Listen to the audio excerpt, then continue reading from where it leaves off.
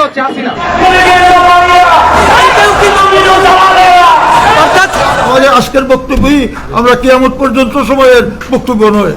যদি সরকার ব্যর্থ হয়, জনগণ বাংলাদেশের সিদ্ধান্ত নেবে। চলছে, নিজের দেশ সামাল দিতে পারে না, নিজেরা অন্যায় করে সরকারি বেসরকারি ভাবে আমাদের প্রাপ্য অধিকার ফিরে পেতে চাই। থাকবে হারামজাদা, নইলে মানচিত্র চিপিয়ে খাবো। দেশ আজ বিশ্বব্যাহার খপ্পরে। এখানে দুইজন আওয়ামী লীগের চাটুবাজ দোসর আছে। একজন হচ্ছে মোহাম্মদ মহসিন আলী, উনি আমাদের এখানে যখন টঙ্গী মৈত্রী শিল্পে জয়েন করেন, বাংলায় হবে না, হবে না, কিছু করার নাই। যারা এইরকম একসময় বড় কীর্তি করেছেন, কিন্তু শেষে এসে যখন একজন খুনি ফ্যাসিস্টের বন্দনা গাইবেন, তখন তার জন্য তাকে ওই অপবাদ শুনতেই হবে, তাকে তার সমালোচনার মুখে পড়তেই হবে। জনগণ কোনো ছাড় দেবে না। সূর্য উদয় থেকে অস্ত পর্যন্ত চলছে এমনই তোলকালাম এবং চলছে সার্কাস, যে বাংলাদেশে যে আসলে মানুষ যে শান্ত থাকবে, মানুষ যে সুস্থ পরিবেশে সুস্থ সবলভাবে মানুষ যে আসলে বসবাস করবে, সেই অবস্থা কোনো পরিস্থিতিই আমরা দেখতে পাচ্ছি না। যে বর্তমান সরকারের সময় যে সবাইকে শান্ত থাকার চেষ্টা করতে বলছে, সেই দিকে আমরা কোনো অবস্থার উন্নতি দেখছি না। বাংলাদেশে সকাল থেকে সন্ধ্যা পর্যন্ত, রাত পর্যন্ত যে ধরনের কর্মকাণ্ডগুলো ঘটে যাচ্ছে, শিক্ষা অঙ্গন, শিল্প অঙ্গন, নানান জায়গায় যে লুটপাট, ভাঙচুর, হত্যা, অগ্নিসংযোগ, যে ধরনের কর্মকাণ্ডগুলো ঘটে যাচ্ছে বাংলাদেশে, সেটা আসলে দেশের জন্য মঙ্গলজনক নয়। সেই বিষয়গুলো নিয়ে আজকে বিএনপি মহাসচিব মির্জা ফখরুল ইসলাম আলমগীর ডক্টর মোহাম্মদ ইউনূসের সঙ্গে দেখা করেছেন এবং তাদের কথাগুলো তুলে ধরেছেন। দেশের মানুষ কিভাবে শান্তিতে থাকবে, শান্ত পরিবেশে মানুষ বসবাস করবে, মানুষের মধ্যে বিশৃঙ্খলা তৈরি হবে না, মানুষ শৃঙ্খলাবদ্ধভাবে মানুষ বসবাস করবে।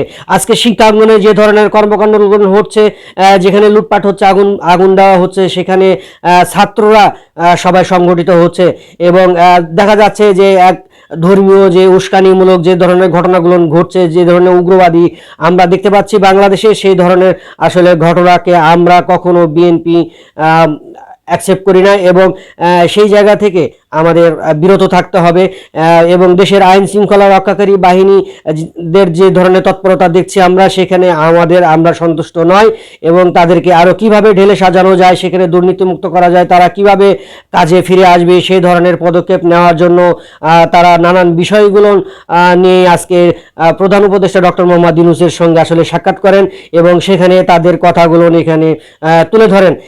সেই বিষয়গুলো নিয়ে মির্জা ফখরুল ইসলাম আলমগীর আজকে মিডিয়ার সামনে সেই বক্তব্যগুলো তুলে ধরেছে। বলেছি যে আমাদের নির্বাচন যেটা সবচেয়ে বেশি প্রয়োজন, সংস্কারগুলোকে আপনারা সম্পূর্ণ করে অবিলম্বে যত দ্রুত সম্ভব রোড ম্যাপ দেওয়ার কথা আমরা বলে এসেছি। একটা রোড ম্যাপ অত্যন্ত জরুরি, এই কথাগুলি আমরা তাদেরকে বলেছি এবং প্রধান উপদেষ্টা এবং তার সঙ্গে যারা উপদেষ্টা মানে সদস্য ছিলেন, তারা অত্যন্ত শান্তিপূর্ণভাবে মনোযোগ সহকারে আমাদের কথাগুলো শুনেছেন। আরো বিশ্বাস করি যে তাগুলো গুরুত্ব দিয়ে তারা এটাকে প্রয়োগ করার ব্যবস্থা করে। আরেকটা বিষয়, আমরা সমস্ত মামলাগুলো কিন্তু আমাদের সময় সরকার করেছিল, এই মামলাগুলোকে প্রত্যাহারের ব্যাপারে আমরা দ্রুততার সঙ্গে ব্যবস্থা গ্রহণ করার জন্য অনুরোধ করেছি। এদিকে প্রধান উপদেষ্টা ডক্টর মোহাম্মদ ইউনূস দেশবাসীকে শান্ত থাকার জন্য অনুরোধ করেছেন, তেমনটাই জানালেন তার প্রেস উইং। এইটাই তো উনি সবাইকে শান্ত হতে বলেছেন। আর দর্শক, যেমনটাই শুনছিলেন আপনারা যে মির্জা ফখরুল ইসলাম আলমগীর এবং প্রধান উপদেষ্টার পক্ষ থেকে তার প্রেস উইং সরাসরি দর্শকদের জানিয়ে দিচ্ছে, দেশবাসীকে জানিয়ে দিচ্ছেন যে আপনারা শান্ত থাকুন, আপনারা শান্ত পরিবেশে বসবাস করুন, কোনো রকম বিশৃঙ্খলা সৃষ্টি যেন না হয় সেই দিকে লক্ষ্য রাখতে বলছে। কিন্তু তারপরেও আমরা দেখছি যে একের পর এক এভাবে সকাল থেকে সন্ধ্যা রাত পর্যন্ত চলছে সার্কাস খেলা, কেউ থেমে থাকছে না। শিক্ষাঙ্গন বলেন, বিচার অঙ্গন বলেন, শিল্পাঙ্গন বলেন, প্রত্যেকটা জায়গায় আসলে এরকমই বিশৃঙ্খলা আসলে সৃষ্টি হচ্ছে। কেউ কাউকে থামাতে পারছে না, কেউ কাউকে বোঝাতেও পারছে না।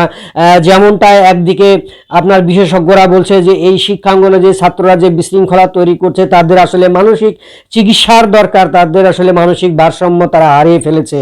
এখন যে অবস্থা আমরা দেখছি যে যেখান থেকে আমরা সুরক্ষা পাবো, যেখান থেকে মানুষ নিরাপদে আসবে, সেই জায়গাটাও এখন বর্তমানে এইরকম।